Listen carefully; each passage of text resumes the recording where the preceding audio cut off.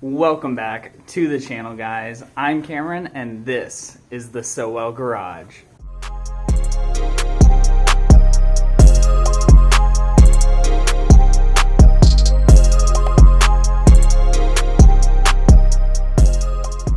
So in the last episode, we worked on getting the 2JZ mounted inside of the Tacoma, and in today's episode, we are going to finish that up by deciding what transmission to go with now that we have our W series bell housing.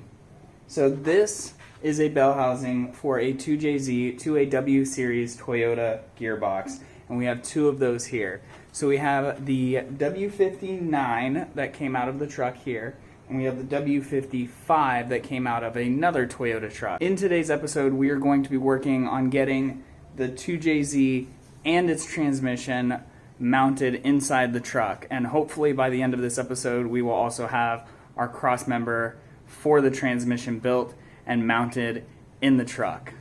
Well, we will. There's no ifs. We're gonna get it done in this episode. It may not be today, but it will be this episode. So first things first, we got to get the 2JZ out of the truck and attached to one of these transmissions.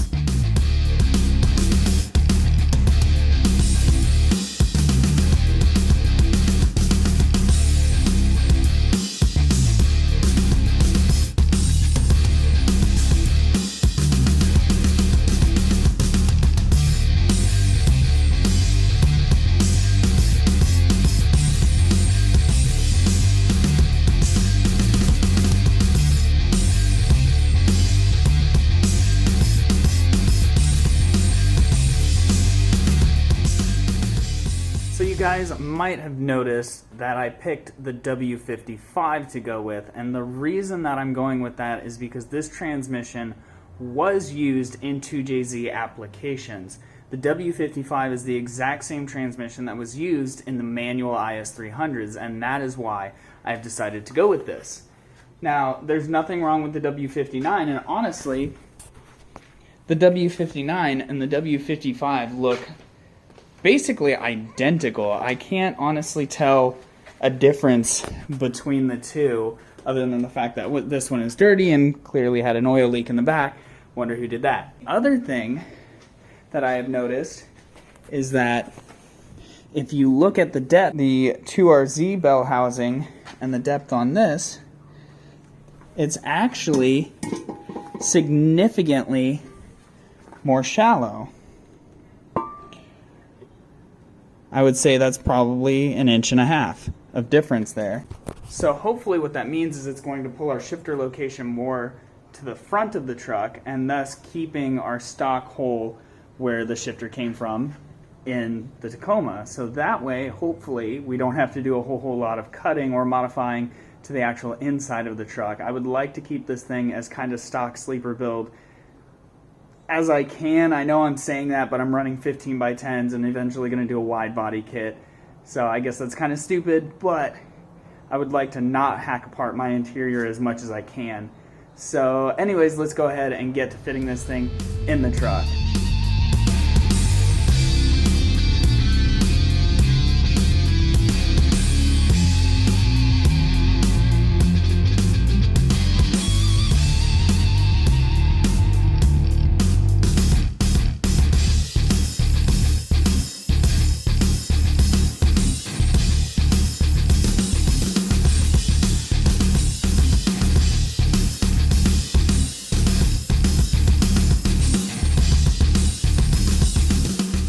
We have got the engine and the transmission in the truck, and check it out, guys.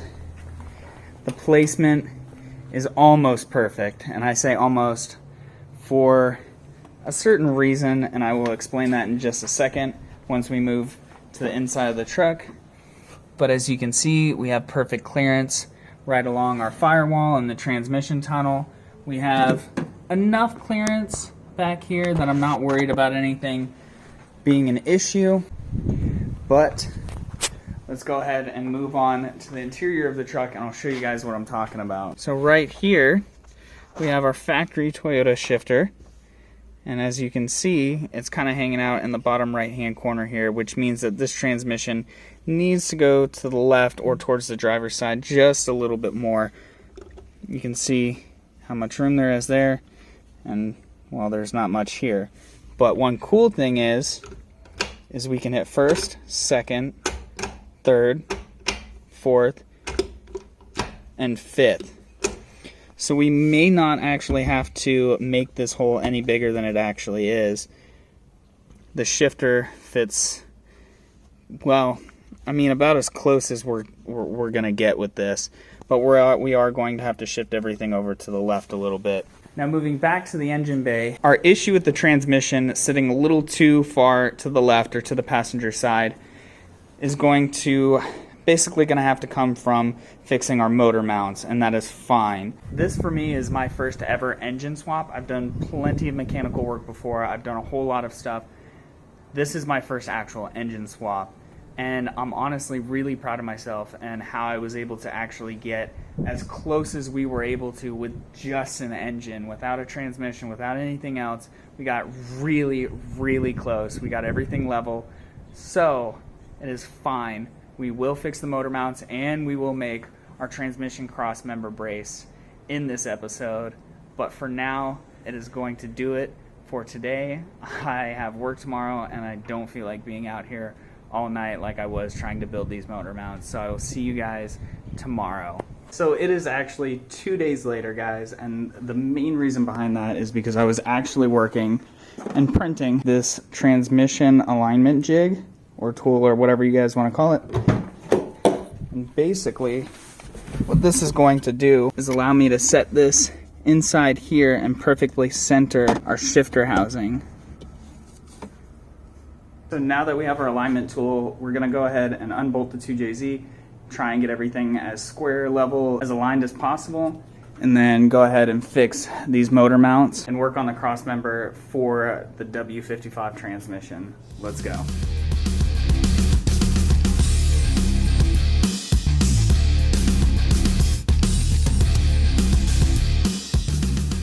So after some very slight modifications on our jig, we are sitting centered.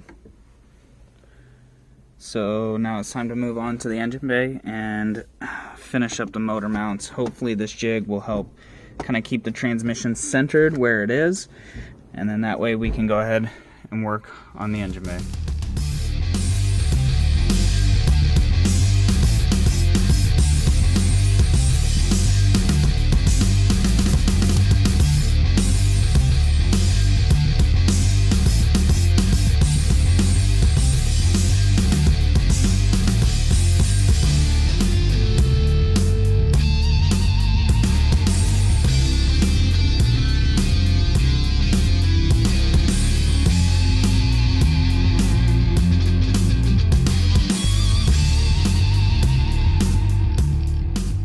So this right here is what I have been working on for our stock Tacoma mount for the W59 transmission. Of course, it bolts right onto the W59 transmission because that's just how Toyota engineers roll. But basically, it's going to go like this, and then add a whole slot right here, so that way we can adjust it back and forth any way that we need once we get the position that we want. But now I'm gonna have to run to City Mill, grab some nuts and bolts for this, and I will be right back. So it is actually the next day. I'm sorry for leaving you guys like that, but I basically spent the rest of the day just trying to figure things out, trying to use the stock cross member, all that stuff. The main reason I didn't want to try and necessarily pull the old one is because it's welded in, and it makes it a hassle.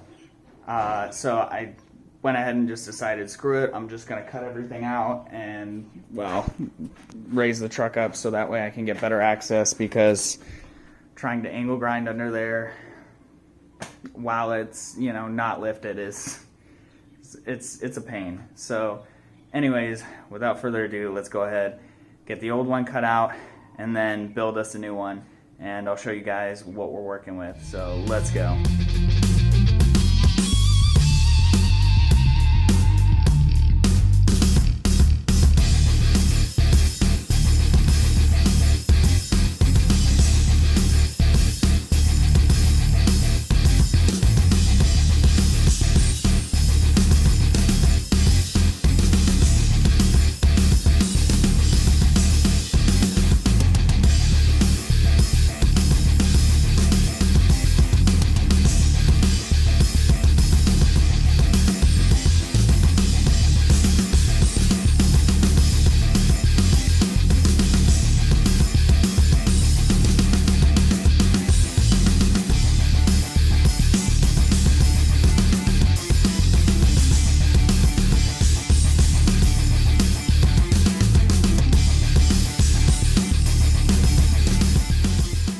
I know that was probably close to like, I don't know, a minute or two for you guys, but it took me about, say, 45 minutes to get that one side off, but I feel like an absolute idiot right now because halfway through, like, trying to cut it with a Sawzall and the angle grinder and everything, I was like, wait a minute, my welder has a plasma cutter, and that made it so much faster and so much easier.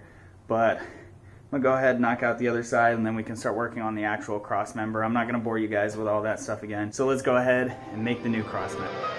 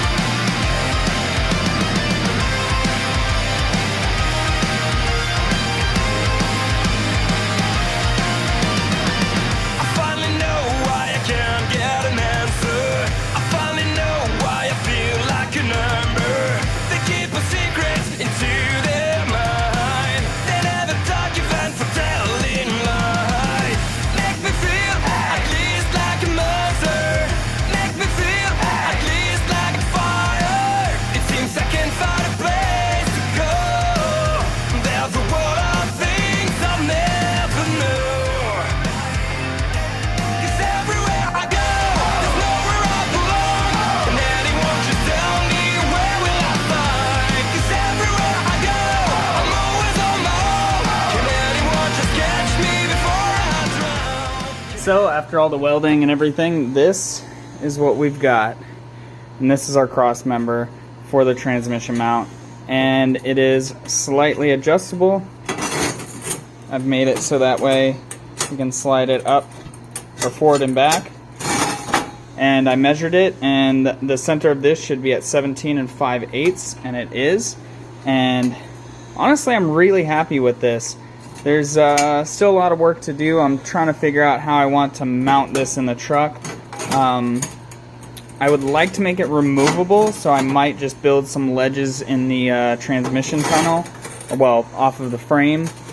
But yeah, I'm gonna sand this down and then throw a quick coat of paint on it, and then I'm gonna call it a day for today because it has been a long one. So I'll see you guys tomorrow in the morning. So I've been thinking about this a lot over the last couple of hours, and I think that the way that I'm going to mount this cross member is basically just take some more of this tubing, create rails on the frame, and then set it in there, figure out the placement for it, drill them, and then weld in some nuts on it so that way we can remove this for whatever reason. If it arises, then we can remove this instead of having to deal with the whole, welded in thing. There's also the e-brake tensioner that's on the old cross member that I am eventually going to have to put on this.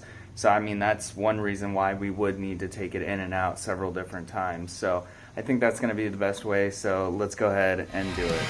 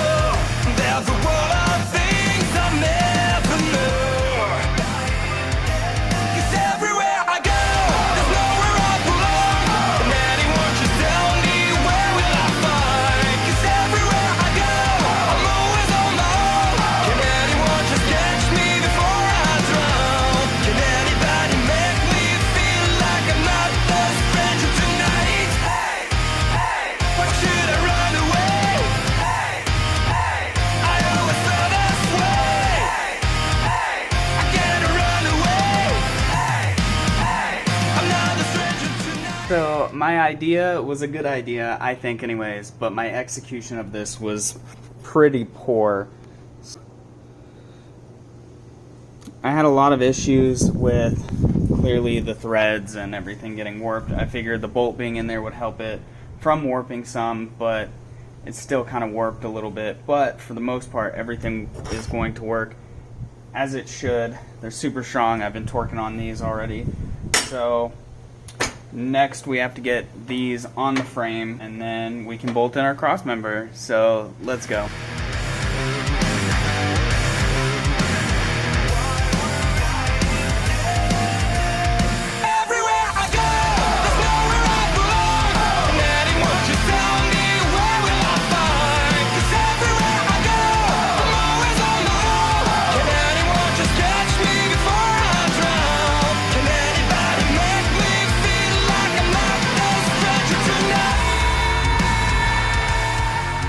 We have finally got it done.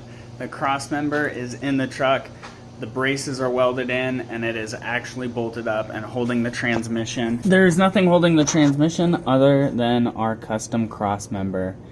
And there's still a lot of cleaning up and painting and stuff that needs to be done, but I am super happy with this. It is honestly a really good feeling to know that, like, I made this. I was able to get everything pretty much perfect. And I'll show you guys inside of the truck and show you where our shifter location is sitting at. So as you guys can see, our shifter is exactly where it needs to be, right smack dab in the middle.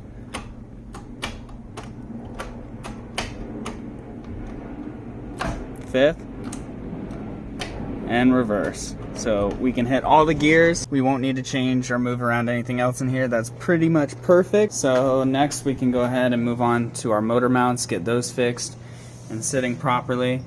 And of course this engine stand is just giving me nothing but problems. It's basically lost pressure every single time it sits for anything more than like 30 seconds to a minute.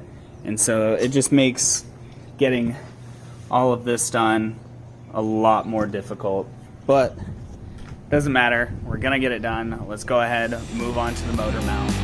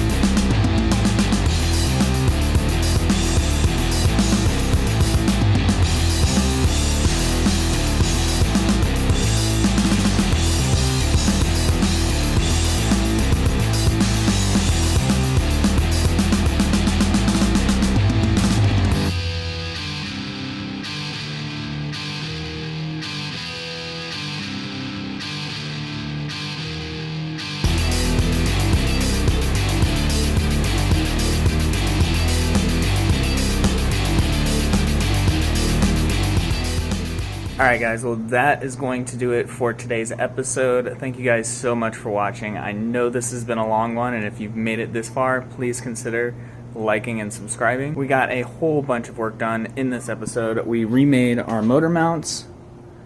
They look much better.